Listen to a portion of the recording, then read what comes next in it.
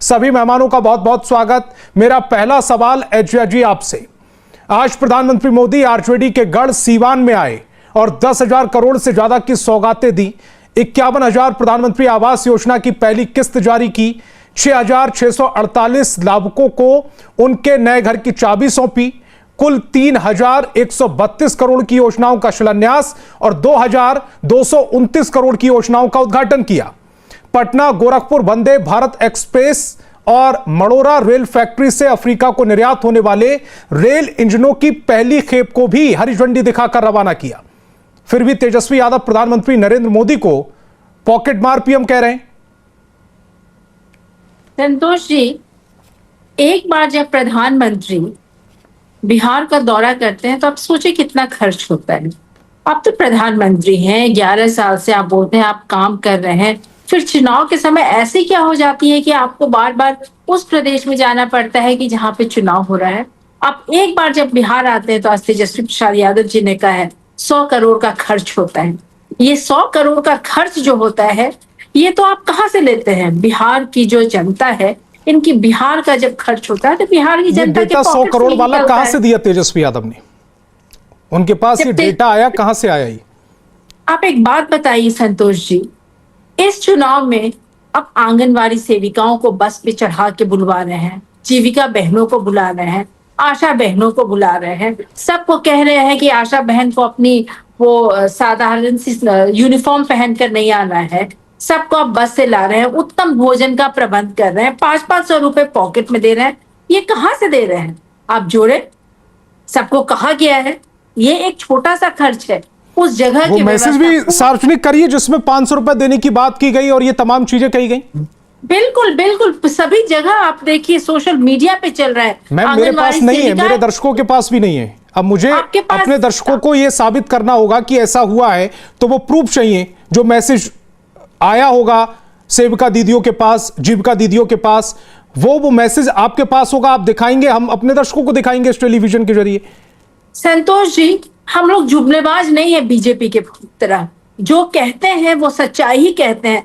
अभी आपके पास, सबके पास ये है रिकॉर्ड, सोशल मीडिया पे चल रहा है। आंगनवाड़ी सेविकाएं बोल रही हैं मुझे बुलाया गया है, मैं तो सुबह 6 बजे से आई हुई हूँ, कहा गया था कि साड़ी पहनकर, साधारण साड़ी पहन के आना है, यूनिफॉर्म पहन करके नहीं आना है, पैसा तुमको मिलेगा, उत्तम भोजन मिलेगा।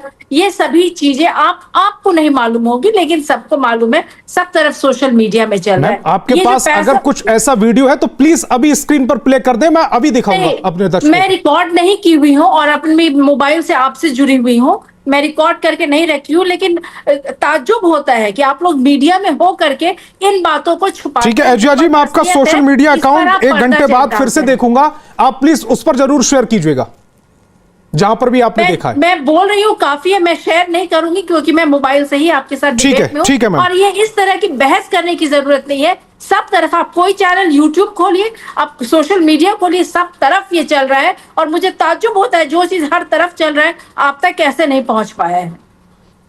मेरे पास नहीं पहुंचा, इसलिए मैंने बहुत संलीनता के साथ आपसे पूछ लिया कि आपने कहीं देखा तो मुझे भी दिखा दीजिएगा।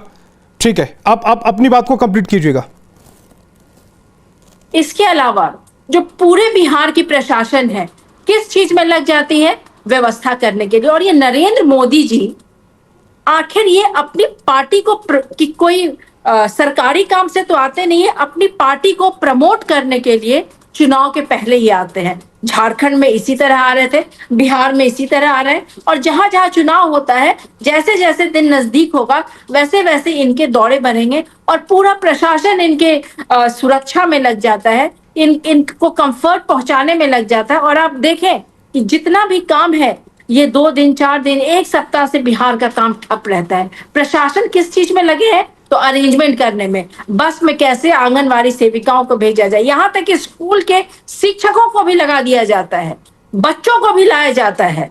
ये तो स्थिति होती है। बिहार में जब पटना में प्रधानमंत्री मोदी जी आए थे तो आप देखें किस तरह से सड़क खाली रह गया, कितनी कोशिश के बावजूद वो फ्लॉप रह गया। इसलिए इस बार पूरी दमखम से भीड़ जुटाने की कोशिश की जा रही है। वैसे लोगों को नहीं बुलाया जा रहा है जो कि समर्थक हो कमल छाप के, जो समर्थक हो बीजेपी के, बल्कि वैसे लोगों को बुलाया जा रहा है जो किसी न किसी रूप में सरकार से जुड़े हुए हैं और वो डर करके वहां जुड़ आ जाएंगे भीड़ में, जैसे जीविका बहनें, आंगनवाड़ी सेविका है, ये सबको बस से लाके पैसा देके उत्तम भोजन की लालच दे करके पूरे बिहार के प्रशासन को लगाया हुआ है। जब राहुल गांधी जी आते हैं तो क्या इस तरह की तैयारियां नहीं होती, उनको सिक्योरिटी नहीं दी जाती है? संतोष जी, मुझे हंसी आ रही है आपके जवाब पे। सत्ता में है प्रधानमंत्री, सत्ता में राहुल गांधी है क्या कि पूरे प्रशासन लग जाएंगे राहुल गांधी की सुरक्षा और व्यवस्थित करने में? सत्ता में राहुल गांधी है क्या कि आंगनवाड़ी सेविकाओं को बस दे करके बुलाया जाएगा, जीविका बहनों को बुलाया जाएगा? आप कैसा हास्यास्पद प्रश्न पूछते हैं संतोष जी?